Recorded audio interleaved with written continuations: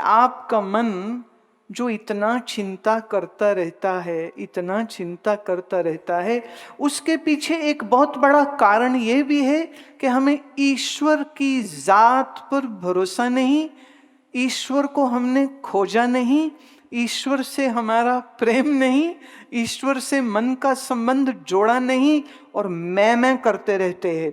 जैसे अभी पीछे कोई मुझे मिलने आए तो मुझे कहते हैं, जी ये मेरा बेटा है। मैं बहुत खुशी की बात है। तो वो कहता है, जी ये मेरी पत्नी है, इसने पैदा किया है। मैं बनाया तो नहीं ना,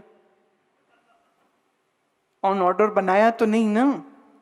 क्या किसी भी गर्भवती माता को ये मालूम होता है कि उसका गर्भस्थ बच्चा जब जन्म लेगा तो कैसा दिखेगा, कोई रोग होगा कि नहीं होगा, कि बीमारी कोई होगी कि नहीं होगी, कि उसके आंख हाथ पैर सब अंग प्रत्यंग ठीक होंगे?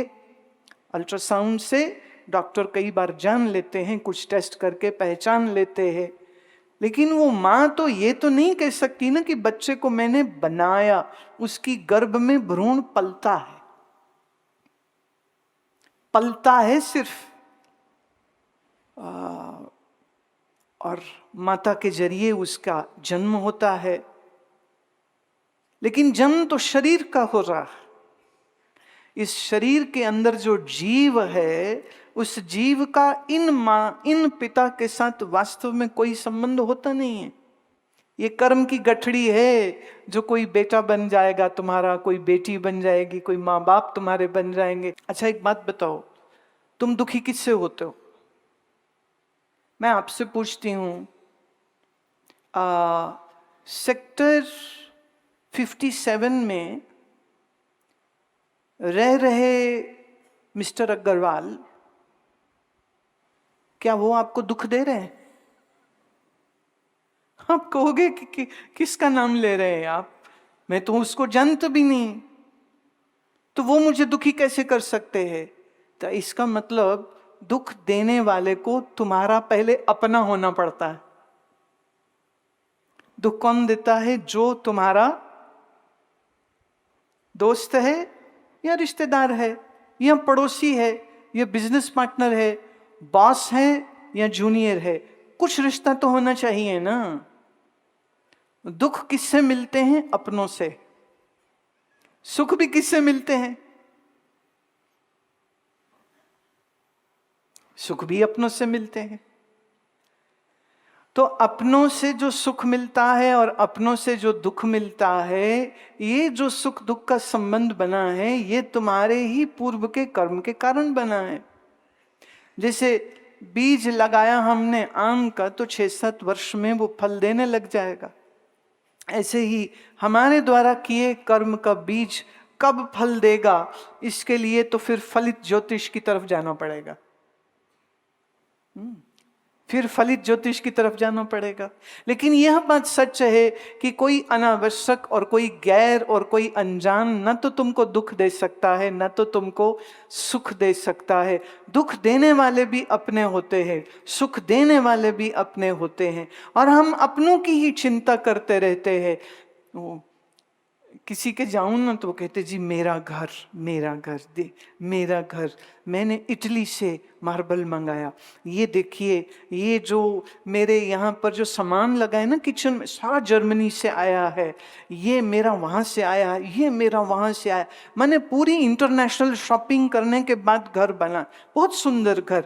पर वो कह रहे हैं मेरा घर मैं बहुत सुंदर है, आपका घर बहुत सुंदर। नहीं जी नहीं, मेरा थोड़ी, ये तो आपका है। मैं, भाई साहब झूठ मत बोलो, कागजों पे नाम मेरा नहीं है, कागजों पे नाम आपका है। तो इसीलिए आपको कह रही हूं कि आपका घर बहुत सुंदर है। फिर वो चुप कर गए, क्योंकि हम ऐसी बात बोल दिए। मेरा मेरा मेरा, मैंने बनाया, मेरे बच्चे, मेरे भाई, मेरे बहन। अब जहां जहां तुमने मेरा मेरा जोड़ा है, उसकी उसकी तुम्हें चिंता करनी पड़ेगी। There is no choice. मेरा है इसलिए चिंता है, जो मेरा नहीं है उसकी काहे की चिंता बताओ। एक सज्जन मार्केट में गए शॉपिंग करने, अंदर वो दुकान में सामान खरीद रहे थे और बाहर बहुत जोर से बाइक गिरने की आवाज आई, तो वो भाग के बाहर गया, हाय मेरी बाइक। तो पत्नी कहती नहीं नहीं अपनी नहीं है, अपनी वो खड़ी। कहते चल रहे हैं अंदर शॉपिंग कर। जिसकी टूटी वो चिंता करे, मेरी थोड़ी टूटी, मैं क्यों चिंता करूं। पर अगर वो बाइक मेरी होती तो। ये एक बिल्कुल सच्ची घटना है, मैं हर बार मजे लेके सुनाती हूँ।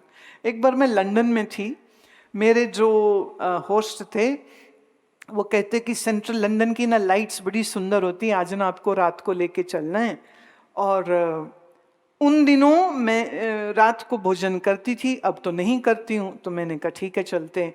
तो उन्होंने सेंट्रल लंदन सारा घुमाया और फिर उन्होंने एक जगह गाड़ी पार्क करी और एक इटालियन रेस्टोरेंट में ले गए। हम वहाँ बैठे, ग्लास है तो मैं बाहर देख सकती हूँ, टेबल ऐसा था। हम लोग बाहर देख रहे हैं और उन्होंने ऑर्डर किया और इतने में ना एक गाड़ी टो होके जा रही थी। टो होके जा रही है तो वो बड़ी जोर से हंस के कहते कैसे कैसे पागल लोग होते हैं, है ना, गाड़ी बताओ गलत जगह लगाई होगी उसने, तो देखो टो हो रही है। तो जब वो थोड़ी सी और नजदीक आई ना, कि तो हाय हाय ये तो मेरी है। और फिर वो ये भूल गया कि मैं अपने गुरुजी के साथ हूं, मुझे वहीं छोड़ के गाड़ी के पीछे भाग गया।